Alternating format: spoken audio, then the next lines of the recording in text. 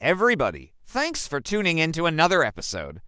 We've got a special one today. It's the third episode of our Scary Godmother series.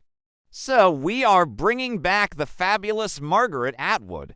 You may know her from her other work like The Handmaid's Tale or Alias Grace or Ulrichs and Crake, but she is also the author of a series of books for young adults starting with The Edible Woman and then Bodily Harm. Then The Penelopead, and then The Heart Goes Last, and then Happy. She's written for both adults and children. So this story comes from one of my writers, who I think wrote a really fantastic job on this one. Let me tell you a bit about it. This story is actually not mine. It was written by a writer. And I love how she wove together the whole idea of social media and influencer culture into this terrifying fairy tale. So, without further ado, let's jump right into it. Clara was beautiful. Everyone said so. Her followers adored her. Her face was flawless, her smile curated, her life a gallery of perfection. In every Instagram post, Clara carefully constructed an image of effortless chic, of breezy confidence, of joy radiating from every pore. But the joy wasn't effortless. It was a construction, a mask she wore until she could barely recognize herself beneath it. What Clara wanted more than anything was to be loved for herself, not the character she played online, but she knew she'd never have that. And so she settled for the next best thing, which was to be desired for her beauty, to be celebrated for her looks. She would never be plain. She would never be ordinary. But there was something she hated more than being ordinary: mirrors. They were insidious things, those mirrors. They lied. The worst was the bathroom mirror in her favorite hotel. One blink to blinks 3. She had blinked once and the mirror had blinked twice. Then the reflection had smiled before she did, before she even felt the ghost of a smile tugging at her lips. It was the most natural thing in the world. If she hadn't seen it, if she hadn't been staring directly at her own eyes in the mirror, she wouldn't have believed it possible. But she had seen it, and she couldn't unsee it. That night, she received a DM on Instagram. The account had no followers, no posts, only the name Moonchild666. The message read, "You see it, don't you? Come to the glass house, midnight, alone. I'll make it stop." And then the profile disappeared. The glass house was real, a forgotten greenhouse in a neighboring town, all shattered mirrors and silver fog, each shard reflecting a distorted version of the moon, making it look like a million moons hung in the air, shimmering and swaying. In the center of the room stood a woman wearing a gown made of broken glass, shards tinkling like wind chimes around her ankles. Her face shimmered, ever shifting, a kaleidoscope of features. "I'm your scary godmother," she said, her voice a chorus of whispers. "You're cursed by reflection. I can fix that. How?" Clara asked, her voice shaking. "Trade places. Just once, just one time.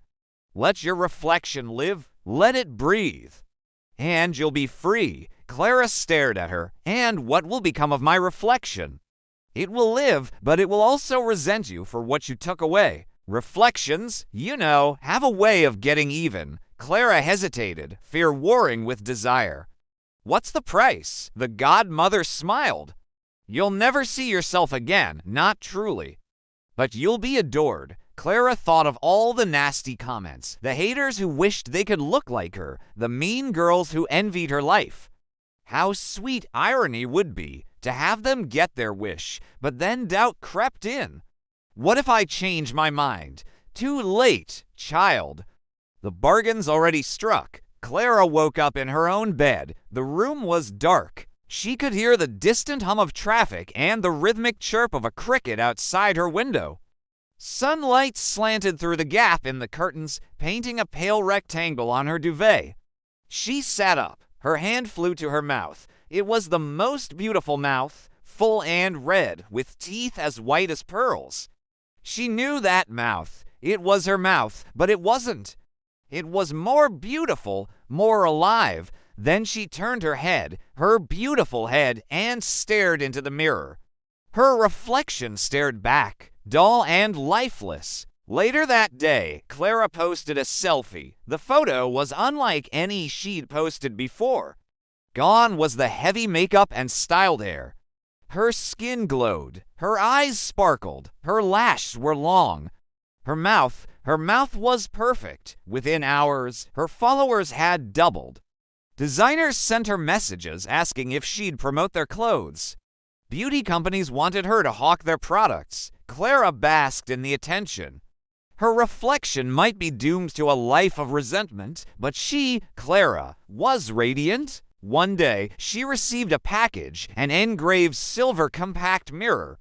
Clara opened it. Inside was a note, wish granted. But beware, reflections resent. As she closed the mirror, she saw a glint of movement, a flash of teeth. She gasped and slammed the compact shut. Had she imagined it? She didn't know. Days turned into weeks. Clara grew accustomed to her new life, to being sought after, to having people want her, need her. She laughed easily, too easily. Her laughter echoed and rang, but she couldn't feel its source. Sometimes her face would freeze in a smile, unable to curve into a frown, unable to shed a tear. Sometimes her shadow seemed to move a beat too late. Then, at night, when the house was silent, she would hear tapping from inside the glass. Her photographer friend Annie noticed. "Are you okay?" she asked one day, holding up a shot. "You look tired." "I'm fine," Clara lied. "It's just, I haven't been sleeping well lately." Annie put down her camera. "Look, if this is about taking a break, we can take a break. We can talk about it." "No, it's nothing like that. I'm sorry. It's just work stress. You know, my life is kind of insane right now. I just need a minute." And she forced a laugh. Annie shook her head but didn't press her. That night, Clara woke from a dreamless sleep to find the room shrouded in darkness. A power cut. Stupid. She fumbled for her phone, its flashlight illuminating the familiar features staring back at her from the mirror. She caught her breath. Her reflection looked different. Somehow. More knowing, more sad. She blinked. The reflection blinked back. For a moment, their eyes locked. Then the light flickered on. The shadows danced. Clara laughed, a shaky sound. Her reflection mimicked her, but there was something off about the sound, something mocking. Then it vanished. She rushed to the mirror. Where was it? Had it escaped somehow? Had it come for her? Fear tightened its grip around her heart. The next morning, Clara called in sick. She hadn't slept a wink. Her phone was dead, drained, no signal. The sky was gray. Rain lashed against the windows. Perfect. She thought she could hide from her problems, pretend they didn't exist. As she stepped out into the drizzle, she heard a click. Someone was taking a picture. She whirled around. There was no one there. Then she saw it. Her front door. Its paint was peeling. The doorknob gleamed. She squinted. Was that a spider web in the corner? Glancing at her phone, she gasped. The screen was covered with cobwebs. Hurriedly, she unlocked it, its Touch ID refusing to register her fingerprints. Finally, it sprang to life, displaying an image of her front door, the one she'd just walked out of, who had taken the picture. In the days that followed, strange things happened. Plants withered, appliances broke. Lights flickered, doors slammed, photographs fell off the wall.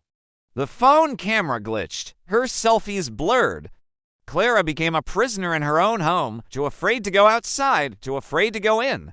She barricaded herself in her bedroom. Then one night, she heard scratching at her window.